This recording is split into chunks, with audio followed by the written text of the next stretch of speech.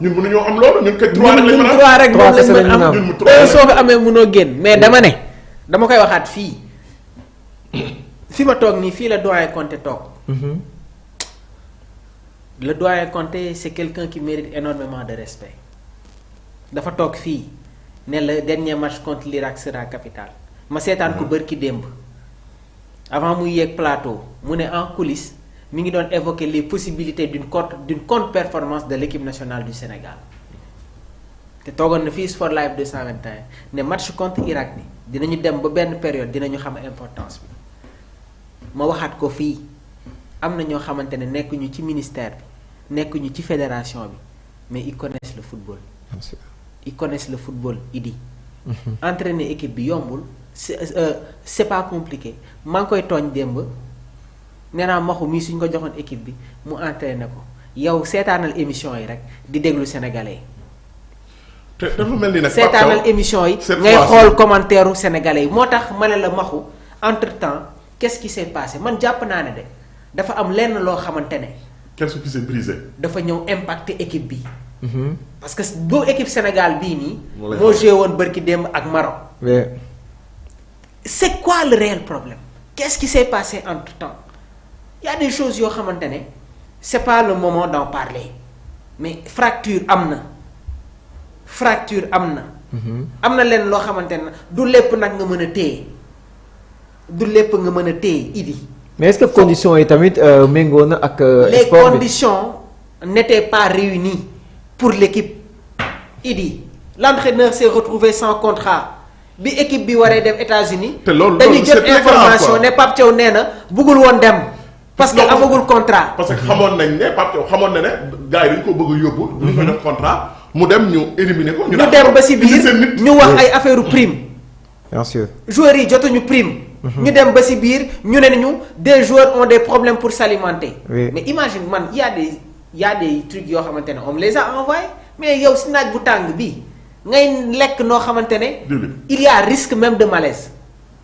Barki Demba Ndiaye j'ai une amie qui est en France ma waxaat ko fii il fait presque foofu 39-40 degrés.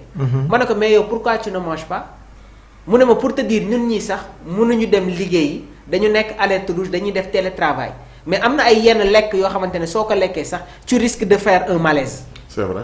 yow équipe dem coupe du monde ñu naan joueurs yaa ngi commandé ay xaw ma ay du n'importe quoi après yow nga ne équipe bii nii c'est-à-dire je suis y a Papi qui m'a appelé hier mu ne ma gën a équipe bi toog sax ñëpp noppalu. mais ça c'est de la frustration la frustration mais man je dis benn affaire gis nga résultat artificiel baaxul ci football day rey football. baaxul non en 2002 suñu résultat artificiel yi bokk na ci ñun rayon na maanaam c'est-à-dire équipe dafa war a xam nga résultat 2002 c'était artificiel boobu amuñu woon dañoo xëy rek on s'est retrouvé en finale avec une génération dorée ñu ci ëpp France la ñuy football. ñun liggéeyuñu ko xam nga lu ñu gën a bëri. pourquoi bii c'est pas des résultats artificiels ñu ci bëri équipe nationale bi la moitié fii lañ leen formé. fii lañ leen formé door a dem les meilleurs joueurs presque jaar nañ fi. kon donc mais en 2002 dañoo ñëw rek.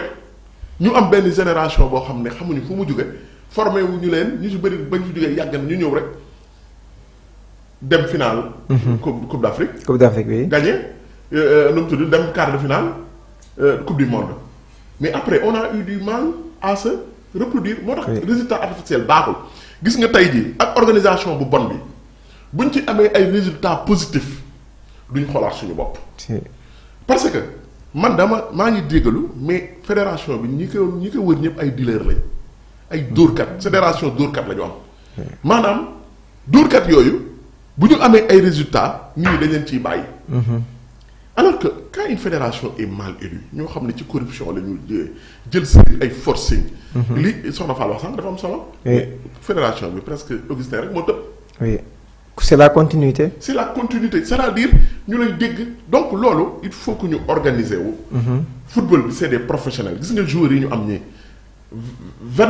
26 ñoo dem. mais ñooñu ñëpp c'est des professionnels qui jouent au haut niveau amul daray amateurisme. redresser la barre. Le Sénégalais est très exigeant. Quand il s'agit de prendre certaines décisions. mun nañu def tekk nag parce que ba tey jii nii y a quelque chose qui est en jeu.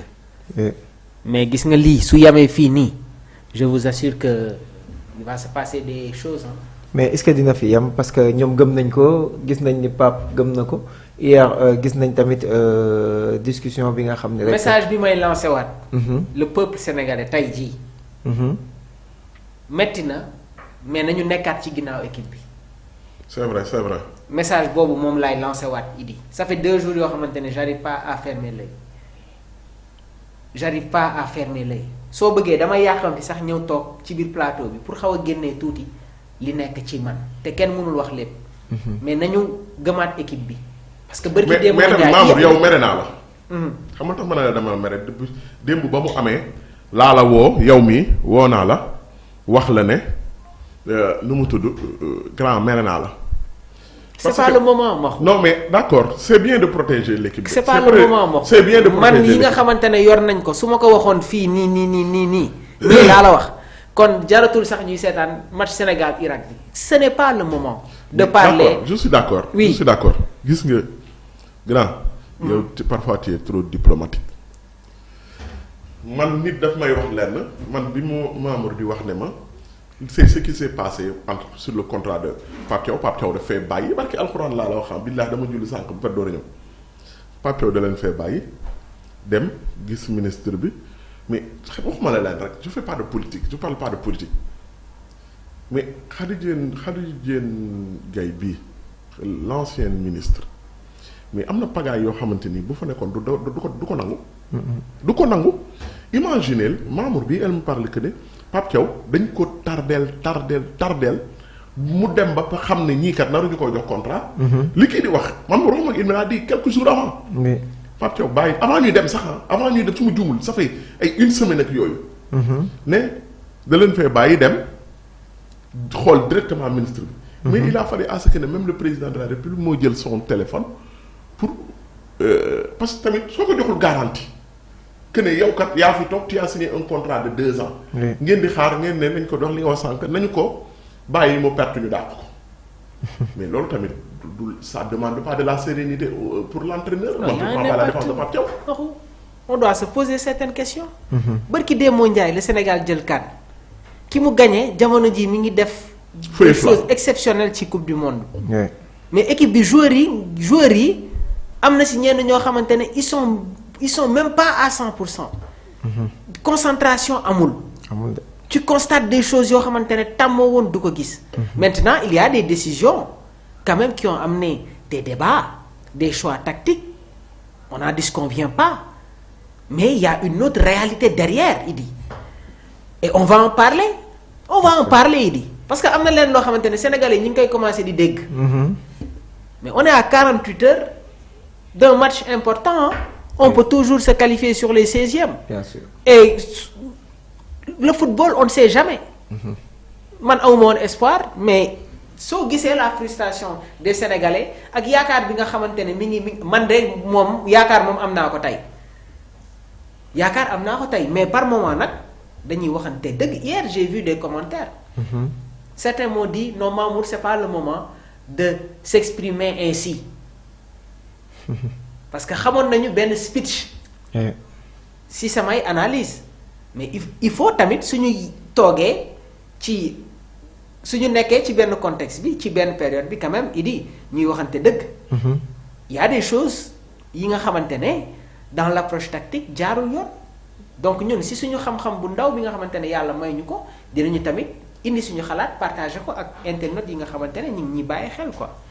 mais aussi quelqu'un koo xamante ni moom moo gën a exposé aussi bi les compétitions ak les performances de l'équipe mu nekk ki nga xam ne moom mooy Pape Thiaw mais moom ba léegi nii rek il garde la tête haute te tamit bon dans sa façon de communiquer xam nga ni tamit kii mi ngi muñ lu bëri pour mun a concentrer wu si bi les compétitions parce que même après la défaite contre la Norvège mi ngi génnee ay cadres en conférence de presse. Je pense que c'est pas le moment de parler d'un échec parce qu'on est toujours dans la compétition comme je l'ai dit l'objectif c'est d'essayer de se qualifier donc moom il croit à la qualification jusqu'à présent donc est-ce que nekkul tamit tey jii c'est le moment ñu gunge Pape Thiaw jox ko confiance te xam ne tamit naufrage wala problème yi muy